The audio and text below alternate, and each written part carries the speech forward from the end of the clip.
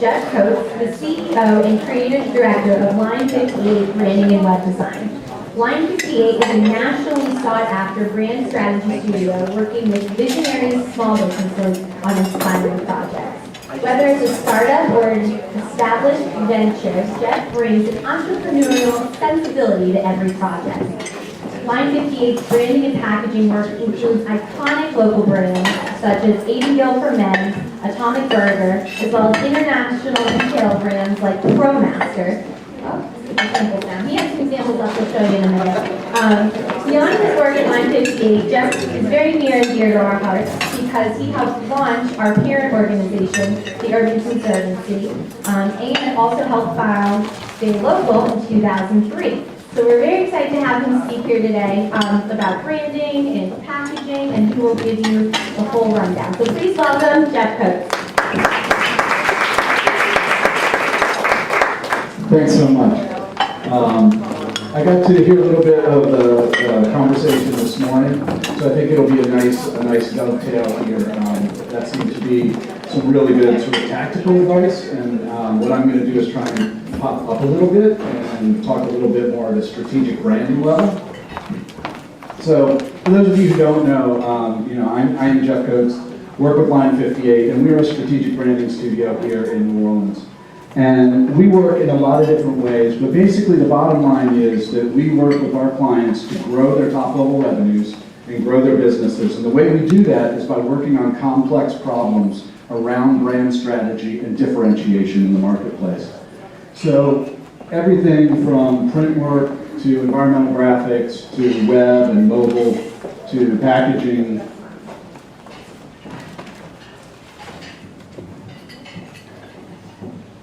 You can kind of see this and, everything that we do. And so what people see a lot of times is the thing that we do, right? They see the logo, they see the website, they see the package. But what I want to talk about is what we actually do, which is the thought that comes behind that object, and that's the strategy piece. So specifically what I want to do, I'm going to do sort of a three-part talk, in which only two parts of it are me talking. The third is going to be for questions, because I think it'll be much more interesting if I'm answering your actual questions rather than questions I think you might want to know something about. So that's the teacher in me. I want everybody to learn something today. That was my former training as a professor. But what I want to do in this first part of this is we get a lot of clients who come to us and we see patterns of mistakes that get made. And these aren't, it's not because people are bad people, it's just that, you haven't thought through these things. Sometimes it's people's first business. And so what I'd like to do at the very outset here is just give you a couple things to think about, questions that you might want to push yourself a little harder on to make sure you know the answer before you invest in branding. After that, I want to give you an introduction to sort of Line 58's philosophy on branding. There's a lot of different philosophies, so this is just kind of ours, how we approach it. And then, as I said, the third part, I just want to open it up, and then if you guys have specific questions that I can answer, I would be happy to try and answer those. And if they involve something really hard, MJ from our studio is here in the back, and he's a lot smarter than I am, so he's going to answer those questions. So, the first question, and this seems pretty basic, but we've seen it missed a lot, is there a market for what you are making or producing? You like it, you're into it, your friends like it. Okay, great. Really what we want to talk about, what we start to try to understand is, does your product solve a problem? And does it solve it at a price point that your customers are willing to pay? Right? And that's a fundamental test before investing in branding. We have this conversation a lot in our studio, which is that I am a firm believer that solid branding, good messaging, marketing well executed can take a brand and give it a glide plane and really launch it. But no amount of branding can compensate for a flawed business model. So if the business model is fundamentally not sound, then there's potentially a problem. And I've blurred this out a little bit, but this is an example of we worked with a client, local architects, and architects always love this thing, right? They work in the service industry. I work in services, so I understand this. It's like, I want to make a product and sell it so that I don't have to constantly be selling and selling and selling. These guys were makers. They had CNC machines. They had all kinds of cool toys. And they were like, what if we just made some furniture and then sold that furniture to West Elm, to Crate and Barrel, and then we could make money and not be selling all the time. Great philosophy. They reached out, they talked to Crate and Barrel, they talked to West Elm, they talked to some other people. They figured out, oh, you need print materials and you need a website before we're even going to talk to you. That's kind of like just don't. So we created these materials, they hired photographers, they did the prototypes, all of this work. And about 2 months after we launched this, they were like, this doesn't work at all. Shut down the company. They were like, and now I'm happy to say they're super successful doing the stuff that they were originally doing. But none of that investment made any sense for them. That was all money, and that wasn't because we didn't do our job right. It wasn't because the photographer didn't do their job right. And it wasn't because the website wasn't responsive, right? All those pieces were in place. It was just the business model was flawed. And so the thing about this is, had they spoken to some older architects in town who have also had this same dream and who also had shops and built furniture, they would have discovered potentially earlier on what the problems with that model were. And they may have made a different decision. So always make sure that you're asking yourself about, do you really have a product? Does the market want the product? And are you able to deliver the product at a price point that makes sense? This is perhaps the most important question, and the one that people think about the least, and that is, what are you branding? Are you branding a product, or are you branding a company? Or, as I like to put it, do you ever plan to have another idea? Because you cannot believe the number of times that we have clients who come in to our studio with this problem. We had a product, and we built a company around the product, and we built a brand around this product. Now we have a second product, which is not related to the first product, so stick that into our company and tell the story. And it's like, well, it doesn't make any sense. You know, you're selling this thing over here and you're selling that thing over there, and there's no story which brings those two things together, right? So if you think about it and try to project forward, even if it's just a bit of a dream, you know, think about it, because it really makes a difference. So when we were working with Flavor Paper back in 2003, I think we started with the original branding and the original marketing materials, we knew that this was going to be a lifestyle brand. This was not a single pattern of wallpaper that was going to be made.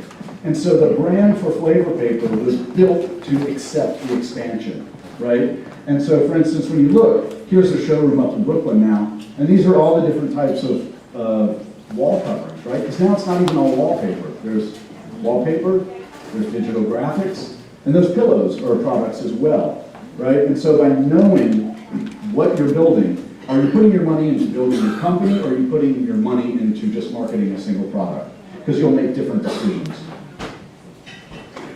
Here's an example of some product packaging that we did for a local chef. And this was a very straightforward problem. The chef, their product was good. It had been accepted into Whole Foods. Whole Foods looked at their packaging, was like, that's not going on our shelf. We have standards.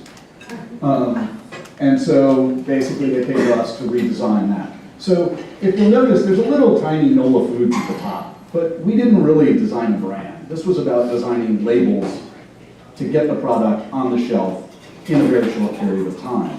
Different design project, different price points, different outcomes. And so thinking a little bit about that will help you make the right choices for your brand. We can move it up in complexity. This is a brand that we did. There's a legacy brand, been around since the late 1950s, early 1960s, and looked like it.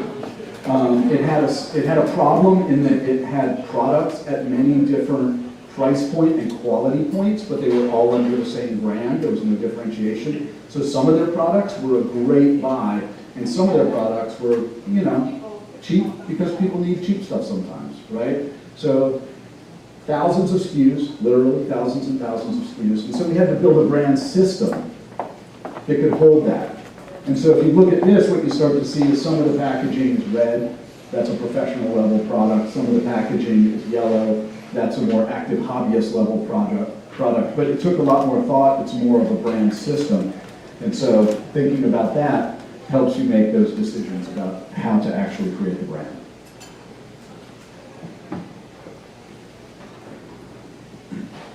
What differentiates your product? Is it just a new thing that everybody's seen before, but yours is better? Is it a new thing that everybody's seen and yours is less expensive? Is it something everybody knows and it's really expensive, but it's really worth it? What differentiates you? So, we spend a lot of time, I said that, at our core, what we do at Line 58 is that we solve these complex problems around differentiation of brand strategy. Because if your brand is not differentiated, you're a commodity, right? And so then you're just in the commodity market. So how do we differentiate you? So when we were creating the brand for Aiden Gill for Men, there were two things about this. Number one, if any of you have met Aiden, Aiden is the brand, right? Like him or not, he's Aiden and he ain't changing. So that's what you're selling, right? The second piece is, and you have to go back a number of years to realize this, but when we were working on this, there weren't really these high-end men's barbershops. There was your old school on the corner barbershop, and then there was unisex everything, right? And so basically creating this differentiation here was creating a space that was very masculine and fashionable, right? And so, in creating these things, it's a little washed out because of the projector, but you can kind of see that, basically we tried to bring some of that personality into this brand. You get these like quotes on the backs of the business cards and whatnot, right?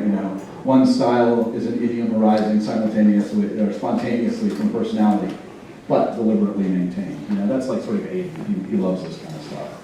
But also, we didn't want it to be too highfalutin, so we used copy and words to sort of back it down a little bit too. So you get things like the gift certificate, which says even the man who has everything needs a haircut, right? So again, sort of walking those lines and bringing that differentiation into the market so that he could put that around him and begin to sell those products.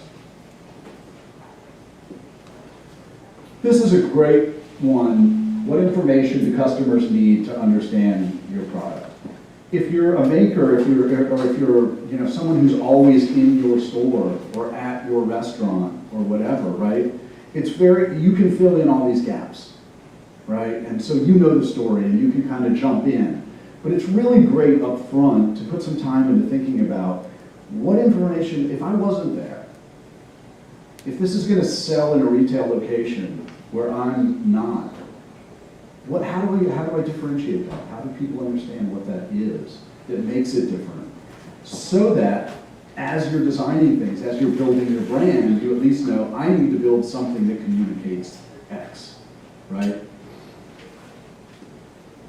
So creating a brand for Atomic Burger, one of the things that we were looking at was how to communicate the value proposition, which is how they were differentiated, right? So here you've got on the wall, you break your old habit, our beef is fresh, freezing is for shakes.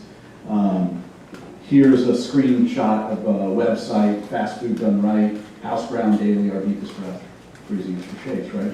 So what we're doing is they are reinventing fast food and trying to bring in higher quality ingredients. But that means there's a higher price point. There's no getting around that, right? If you're not using lips and toes, it's going to cost you a little bit more to make a burger. And so, we had to communicate that and create those things because the owner can't guarantee that every time they're going to be at the register to tell that story, to communicate why it's going to cost more, what the value proposition is. And then, this may overlap with some of the stuff you were talking about this morning, but do you know the packaging, content, and display requirements? So for instance, on that food packaging that was going into Whole Foods, there's very specific things that have to be on that label. When we were doing the ProMaster packaging, there's very specific things that have to go on some of that packaging because it's sold internationally. And so some stuff is required, but some stuff is also just an opportunity if you can think about it. So do you know how your product is going to be displayed? Is it going to be hung on some pegboard? One thing that people often overlook is that packaging is generally a three-dimensional object, right? Which means it has sides, which means somebody may see different information if they look at the side.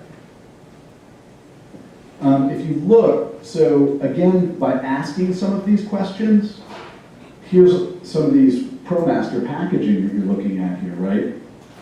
So if you look, we created this thing that's sort of like a tab that wraps around a corner, which allows certain information to be able to be displayed on different sides of boxes. If you look at the flash, you'll notice that some of the copy reads if it's sitting on the shelf this way, and some of it reads if you sit it on the shelf the other way. And this came through discussions. They have hundreds of retailers across the United States and Canada. And when we met with those retailers and we did interviews, this is not like a Banana Republic where they just say, this is what the display looks like and it's going to look like that in every store that you walk into, right? They don't have that. It's a bunch of independent retailers. And you guys may encounter that in some of the environments that you're going into.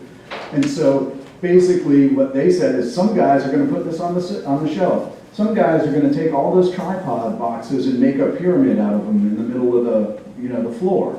We don't know. And that packaging has to work no matter how that sets up. So sometimes if you think about what the opportunities are, if you think about what the requirements are, they can lead you to interesting solutions that then help drive customer engagement, which then drives money, right? You may also discover opportunities for ancillary things. So for instance, in retail sales of camera and especially of filters, none of the retailers want to put the filters down on a piece of glass on the countertops. So they have these neoprene or soft pieces that sit out, and then they put the filters on those so they don't get scratched. That became an opportunity. So we created these branded mats that we gave away free to the retailers. Because we're like, hey, if you get one for free, will you put it out? Yeah, of course they will, right? So now, no matter, even if they're looking at lenses or filters made by the competition, all the brand around it is yours, right? Everything, well, hey, what about this? What about this? Is this a better deal? Well, you might want to look at that, right? So that may lead them to ask a question. In the background, you can kind of see blurred in the back there an idea for a poster that could, again, if the person in the retail space is willing to give you some wall space behind your display, hey, I can ship you this poster. And then you get into things, earlier it was mentioned shelf talkers, right? And so if you look down sort of in the bottom here, you'll see a series of shelf talkers that go along with this material as well, that are about, hey, here's the tripods, which one is right for you? You know, do you want the pro level? What's the difference in the pro level versus the not pro level? What do you want? Which filter is right for you? That kind of stuff.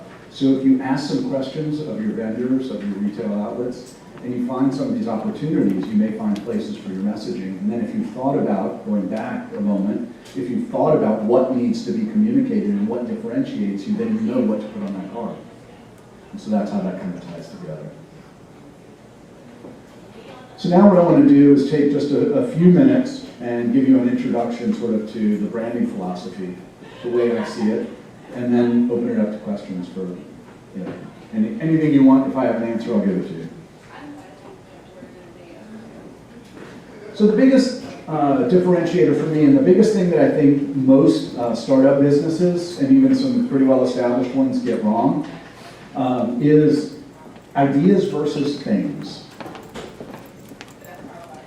You can also think of that as strategy versus tools, right? Pretty much, it takes a very sophisticated client to walk into our studio and say, I need some brand strategy. It almost never happens, right? People come in and they say, I need a website. I need a brochure. I need packaging, you know? Those are things, right? I need a website. That's a thing, right? But why do you need the website? What's the strategy behind it, right? And I think that as business owners, too often we're like, oh, I need that thing that everybody else has. I need that social media thing. I need that website. I need that brochure. And one of the first conversations when clients come in and they're like, I need a website, I'm like, why? Well, because our website's old and it's ugly. I'm like, yes, it is, and it is. But why do you need one, right? Well, I want to grow business. What do you want to grow your business? Well, we're at $1 million and we want to get to 1.5, or we're at $6 million and we want to get to 8. Okay. If I can get you that $2 million in revenue without a website, you still want to do the website? No. Well, then you don't really want the website, right? What you want is the $2 million.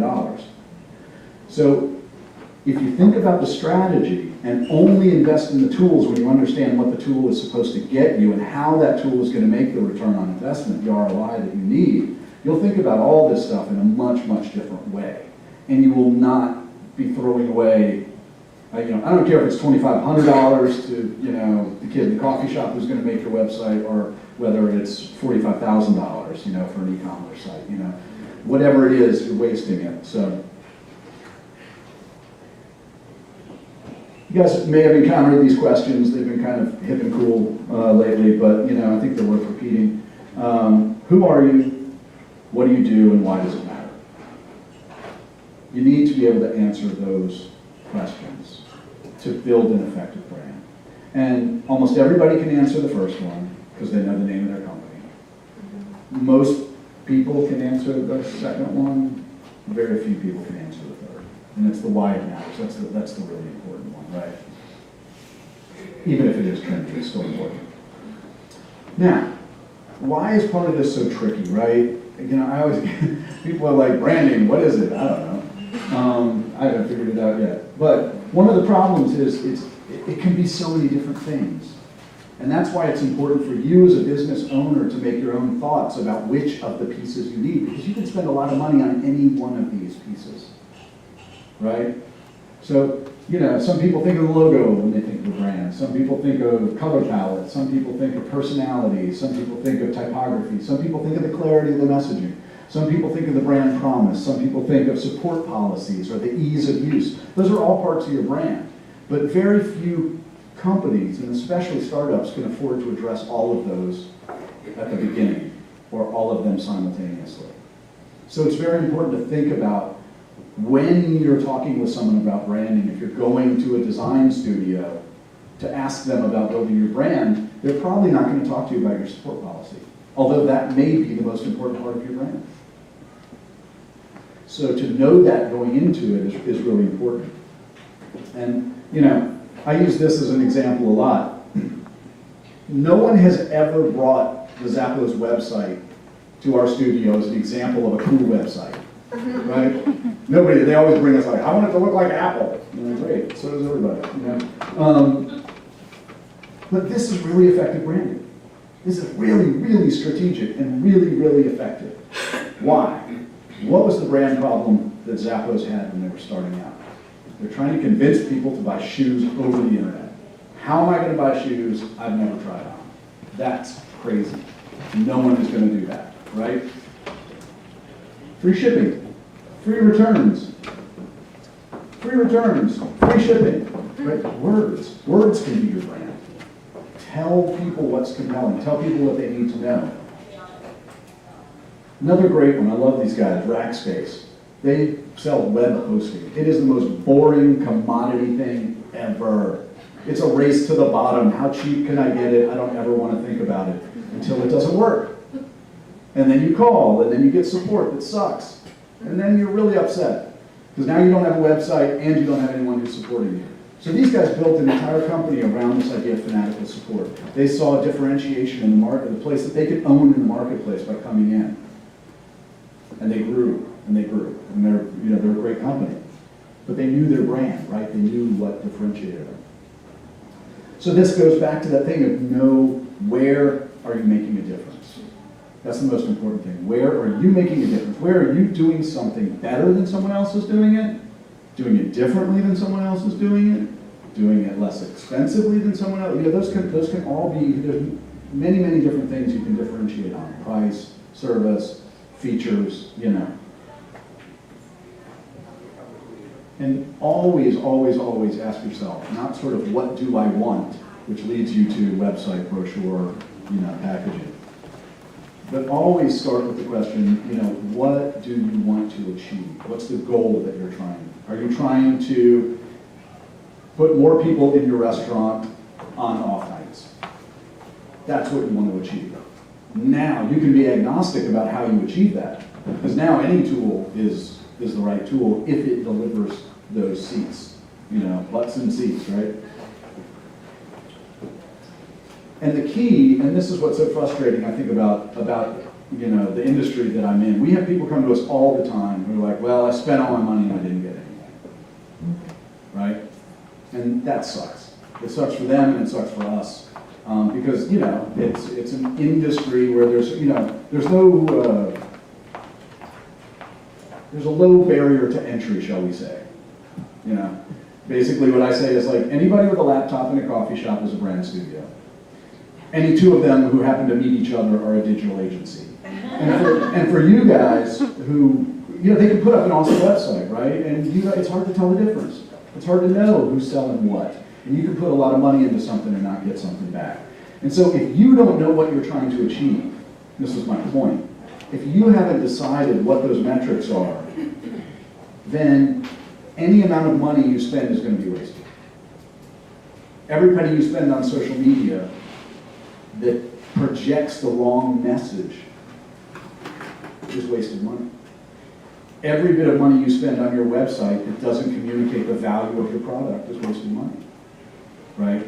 And so that's where I think people are like, well, I don't know, I put up a website, didn't really see any business from it. It's like, well, there might be a bigger problem. You know, maybe it's that, because the website, if you think about it, the website is a piece of technology, right? And I tell people, like in our business, right, you can get a logo for $5, and you can get web hosting and a site design, like with Squarespace or whatever, for $4 a month. So for $9, you're in. So why is anyone going to come and pay me what they pay us, right? It's because of the delivery of that strategy and that revenue. It doesn't happen sometimes, it's just put together. It's the same thing. I tell people, like, I can go to Lowe's and I can buy a table saw. You do not want me to build your furniture. That's just the truth, right? So, closing up here, you know, a brand to us, when we talk about brands, when I think about brands, brands are not just logos. They're not your business papers, they're not your sign, they're not your packaging, they're not your tagline. Basically, it's an emotional connection. And I know it sounds trite, I know it does, but I'm serious. It really, this is it. A brand is the emotional connection, and it's a relationship. It's a real relationship. Which means, like all relationships, think about it just in the same terms as all your relationships. It's about honesty and about authenticity. This is a place I think a lot of people get branding wrong. It is about consistency, but it's about what I call human consistency. Like a lot of people are like, you know, your brand is Pantone 149 and using this typeface, right? And we're always going to use this logo. This is our one logo, and we're always going to use it. And that's great, okay? That's the entry level, you know. Try to get your color right. Try to use your logo, okay? But that really isn't it. I always say that, like, really good brands can dress up, they can dress down, they feel right in different environments. And the reason I call it human consistency is I like to say that if you go to a friend's house for a barbecue, and it's out by the pool, and everyone's wearing swimsuits and shirts, and they have a drink, and everyone's hanging out in flip-flops, right? And then 4 days later, you run into somebody from that party around a boardroom table, and they're wearing a three-piece suit. You don't not recognize the person. It's still your friend. You still get that they dress up, they dress down. And so that's that sort of human level consistency of making sure, you know, it isn't just about sort of rules and regulations, it's about being the same. Whether someone encounters your product on the shelf, they walk into your office, they walk into your restaurant, they see the website, whatever it is, those should all feel related. And so finally, to me, it's about promises and fulfillment. If you can't fulfill it, don't promise it, right? And everything you promise, make sure you fulfill, because that's the trust. That's what differentiates you from the charlatans. So be honest, be yourself, and be sure you know where you want to go, because otherwise people are just going to take you where they want to go. You know, I think it was in the last session you said, you know, the buyer for the other store you're trying to put your product in, yeah, they're working for their store. They're not working for you, right? And so if you don't know where you're trying to go, there's a lot of people who will take you on whatever journey they happen to be on, and that's not what you want. So with that, I'll go ahead and open it up for questions and see if there's anything specific I can help anybody with. Thanks so much for listening.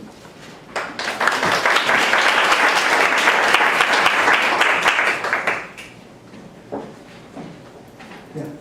Why did you call the company branding and web design?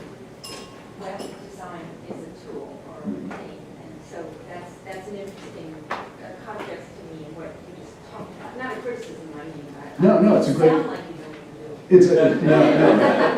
I make it up. I make it up. It was a strategic decision that honestly could change in a couple years, and that is because years ago, people would come to us for identity in business papers and brochures, and people don't really that much anymore. I mean, we still do print work, but it's minimal, right? The kids, they want the web. So, that's a positioning thing for us. And the brand is actually, the brand could divorce itself from that website, but it's a strategic decision. Because people identify with that tool. Mm-hmm. And then once they come in to talk about that tool, we can have a much larger conversation. Yeah. That's where, to get mercenary about it, that's where people have budgets allocated. Yeah. And that's what they think they need, even if they don't, and they need something else. But once we can start the conversation, you wouldn't believe how many we just launched a rebrand this week for Advantage Medical Professionals, our medical staffing firm, have been Advantage Nursing for years and years and years. That conversation started with, here's an RFP for a website that we need help with. And I just responded, you don't need a website. Let's talk. And then from that, we were able to have the conversation about what we really needed. Good question, though. Yeah? Can you speak to how important the color is in your branding? The color that you choose? Yeah. So color is important, but it's something interestingly, in our approach, right? I don't want to be talking to a client about color because I don't care what their favorite color is. And that's why we want to go into the strategy piece, because the way we get to color is not from what's your favorite color, right? Do you like this typeface, right? Those are the discussions that I never want to have those discussions, right? Because now we're talking about art, and now we're talking about personal preferences, and it matches the couch, so I went to LSU, let's make it purple. No. So what we want to do is we want to get from the strategy conversation, who's your target audience? What are their demographics? How old are they? How much money do they make? Male, female, where do they live? What other brands do they live in? Do they drive a Toyota or do they want a Beamer? Where are they? What world do they swim in? And then color for that particular brand comes out of the audience that you need to connect with, not out of Geoff hasn't done a brand with blue lately, so I want to do blue.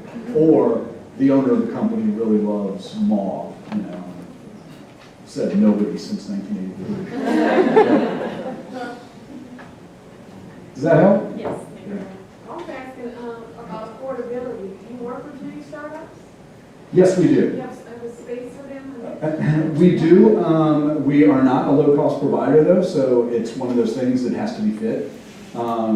Our general rule, and then you'll know if you sort of fit or not. So here's our sort of general rule that then we break for the right clients, which is never if it's your first startup, and never if it's your own money. Right? And I'll tell you why, because sometimes we actually do work with people who it's their first startup and it's their own money. But the reality behind that is people who've never done it, want everything. Because they've seen Facebook, so they want that for $1,500. Can you build me Facebook for $1,500? No, you can't. And at the beginning of the project, there's no sense of perspective. And then as the project ramps up, especially if there's building involved, like restaurant build-outs, oh Jesus, So, the cost, everything goes up. Oh wait, the hood cost $10,000 more than we thought it was going to, and oh, they found termites, and oh this and that, and everything goes up, and and their checkbook is going down and down and down, and they cross this point where they freak out, right? And then it's not good for anybody, right? Because you're halfway through a project, and then it's like, well, can we trim this down? Can we not do that? Can we do this other thing? You know, so we do work with startups when it's a good fit, and if what we try to do is meet each company where they are. And so the first conversation we have is about money. And people get freaked out by that. They're like, you know, well, wait a minute, I don't want to tell you how much money I have. And it's like, that's like going to the doctor and being like, fix me, what hurts? I'm not telling you, right? You know, it's like, is it in your stomach? I don't know, you're the doctor, you tell me. How much does it, you know, what's wrong? How much does a website cost? I don't know, right? We do, you know, we do $12,000 websites and we do $180,000 websites, right? And so what's the difference? The amount of time it takes, right? And what it needs to do. Now, those high-end ones generate a lot more than $180,000, so nobody cares what it costs, right? Because they're watching the top line for. So, as long as people are willing to talk openly about budgets and scopes and what we can achieve, we love that. We love that. Yeah. So your information is excellent, and I know you know what you're talking about. So, and since the first thing you talk about is money, a lot of small businesses don't have it. So it's like you're not open to, because you're excellent, who would not want to work with you? So, but when the money's not there, so where do you go? Because I can't come to you. So where do you go to get a small business to get the excellent information that you're providing and that your company can give when there's no way that you can basically go there because of finances? So is there, what do you do then? Okay, first off, if you talk to my wife, she'll tell you there's definitely people who don't want to work with me. But the question is good. So what we try to look for, right, is what we want to understand is what can we achieve, right? So let's say you're selling shoes, right? And your shoes are, you know, they're designer shoes. They're going to be priced at $500 per pair. And just, I was a history professor, so I like math. I get lost on, so please excuse me if I get this wrong. But anyway, so you're selling, like, you know, your shoes, and you're selling 4 pairs a month, right?